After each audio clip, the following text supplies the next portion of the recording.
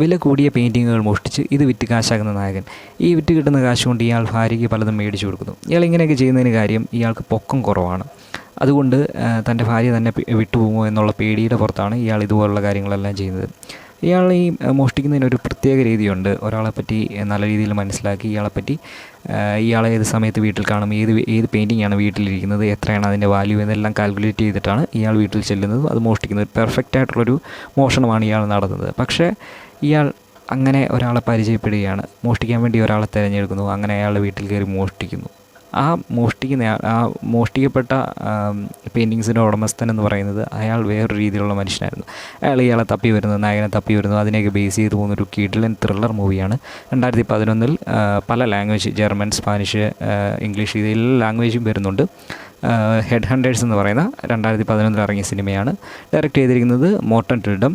ഇതൊരു വളരെ അടിപൊളി ഒരു ത്രില്ലറാണ്. ത്രില്ലർ സിനിമകളൊക്കെ ഇഷ്ടമുള്ളവർക്ക് ഉറപ്പായിട്ടും കണ്ടിരിക്കാവുന്നൊരു ത്രില്ലറാണ്. മസ്റ്റ് വാച്ച് ഐറ്റമാണ്. കാണാത്തവരുണ്ടെങ്കിൽ ഒന്ന് കണ്ടു നോക്കുക, കണ്ടിട്ടൊന്ന് കമൻറ്റ് ചെയ്യുക.